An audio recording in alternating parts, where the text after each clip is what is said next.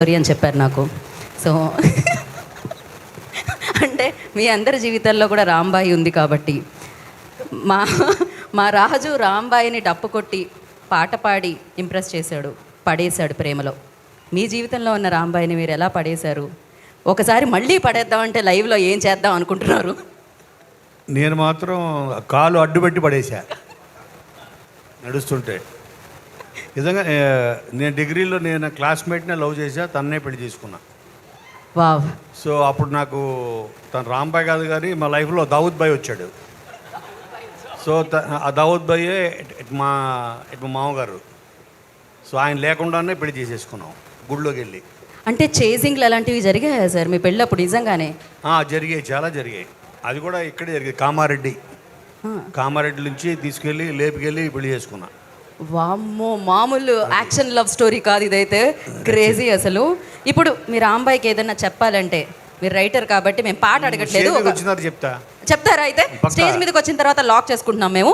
BVS Ravi గారు, ఇప్పుడు మీ turn. చెప్పలే మీ రాంబాయి గురించి సేమ్ కాపీ పేస్ట్. మేము అసలు నరేష్ గారు ఉన్నారు, మేము ఎడిట్ చేసేస్తారని మేము ల్యాక్ కూడా చేయట్లేదు. కాదు, ప్రశ్న మీరు ఎలా పడేశారు మీ రాంబాయిని? అయ్యో, ఇప్పుడే కూర్చొని ప్రశాంతంగా అడుగుదాం అనుకున్నాను. నేను రాంబాయిని పడేయలేదండి, నేను పడిపోయాను. మీరే పడిపోయారు? ఎప్పుడు? నేను ప్రేమించే అంత శక్తి ఉంది కానీ నన్ను ప్రేమించే అంత తెలివి గొప్పతనం నాలో లేదు. నేనే అమ్మాయిని ప్రేమించి పడిపోయి కాళ్ళ పడి ప్రేమించి పెళ్లి చేసుకున్నాను.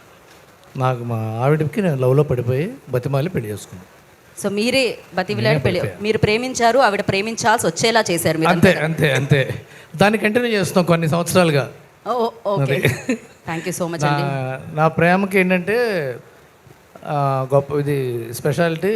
మా ఇంట్లో ఏ సమస్య వచ్చినా నేను ప్రేమ చూపించే దాన్ని మాయ చేసి శక్తి.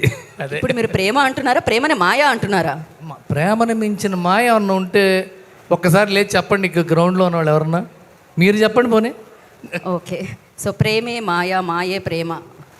అసలు ఆయన ఒక సైగ చేశారు, అది లైవ్లో క్యాప్చర్ అయిందా లేదా తెలుసు నాకు. అక్కడికి కూడా వస్తున్నాను. బట్ శ్రీ విష్ణు గారు, మీ ప్రేమ కథ మాకు తెలుసు. అండ్ చెప్పండి, ఎవరు ప్రేమించారు, ఎవరు ప్రేమించాల్సి వచ్చింది, ఎలా జరిగింది, మీ రాంబాయిని మీరు ఎలా ఇంప్రెస్ చేశారు? ఎలా అంటే యాక్చువల్లీ మనం హానెస్ట్గా ఇది ఉంటే ఎవరి లవ్ అన్నా సక్సెస్ అవుతుంది. అలాగే నాది, నేను హానెస్ట్గానే లవ్ చేస్తే సక్సెస్ అయ్యింది. హానెస్టీతో లవ్ చేశారు, హానెస్టీతో పడేశారు మీరు. నేను ఇంకా మీరు మీ టైమింగ్తో పడేశారేమో అనుకున్నా. లేదు, ప్రేమ లేఖలు, వాట్సాప్ మెసేజ్లు, ఫేస్బుక్లో రిక్వెస్ట్లు. లేదు, హానెస్టీలో అది కూడా భాగమే. ఏదైనా హానెస్టీ అనేది ముందు పెట్టాలంటున్నారు మీరు, అంతే కదా? ఓకే, ఏదైనా హానెస్టీ. ఓకే, ఇప్పుడు రాంబాయికి ఒక పాట డెడికేట్ చేయాలి అంటే, మీ జీవితంలో ఉన్న రాంబాయికి, మా రాంబాయికి కాదు, సో ఏది చేస్తారు మీరు? అప్పుడు మాకు ఎక్కువ వర్షం టైం అండి, అది ప్రభాస్ గారు వర్షం మెల్లగా అవి కురవని. సో ఆ టైం అనమాట. సో అది వేసుకోండి, అదే పాట వేసుకోండి. ఈ ఆన్సర్కి వెనకాల ఆ పాట వేసుకోండి, కాపీ రైట్స్ రాకపోతే. So thank you so much Shri Vishnu గారు. ఇప్పుడు మనం బ్లాక్ బస్టర్ డైరెక్టర్ దగ్గరికి వెళ్దాం. బాబీ గారు, మీరు ఫస్ట్ మీ గ్లామర్తో పడేసి ఉంటారు ఖచ్చితంగా. ఆయన ఎప్పుడు చూసినా అప్పుడే ఫ్రిడ్జ్లోంచి తీసిన సిమ్లా యాపిల్ పండులా ఉంటారు. ఆ గ్లోకి సీక్రెట్ ఏంటి అనేది నాకు ఇవాటికి తెలియదు. నేను ఇంత మేకప్ వేసుకున్నా వచ్చి చావదు. బట్ ఎస్, మీరు చెప్పండి. అఫ్కోర్స్ మీ అందంతో పడేశారు, అది వేరే విషయం, కానీ ఎలా పడేశారు? అప్పుడు అంత సీన్ లేదు, అప్పుడు నార్మల్గానే ఉండేవాడిని. యా, సో 9th క్లాస్ చదువుతున్న అమ్మాయిని ఇంటర్మీడియట్ ఫస్ట్ ఇయర్లో ఉన్న నేను లవ్ చేసి ఇలాగ చేసి ఇండస్ట్రీకి వచ్చిన తర్వాత రైటర్ అయ్యి ప్రేమించి వాళ్ళ పెద్దలు ఒప్పించి పెళ్లి చేసుకున్నాను. ఓ మై గాడ్, ఇక్కడ 9వ తరగతి ప్రేమ కథ అన్నమాట. తూనిగ లవ్ స్టోరీ. బట్ పెళ్లి చేసుకుంది మాత్రం తర్వాత, మేజర్ అయిన తర్వాత 2002లో మొదలెట్టి 2011లో 2001. యా, డేట్ సరిగ్గా చెప్పబోతే మళ్ళీ మా ఆవిడ ఇంటికి వెళ్ళిన తర్వాత బట్టలు బయట వేస్తుంది.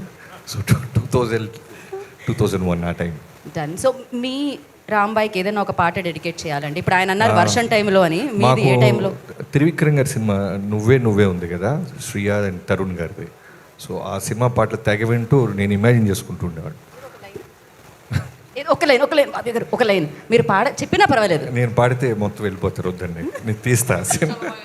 విజిల్ ఏంటిది విజిల్కి నాకు Stage, తెలియదు. stage. ఒక్కసారి విజిల్ విజిల్ విజిల్ బాబీ గారు ఒకసారి విజిల్ వేయాల్సిందే. విజిల్తో పాడతారా? విజిల్తో పాడాలి.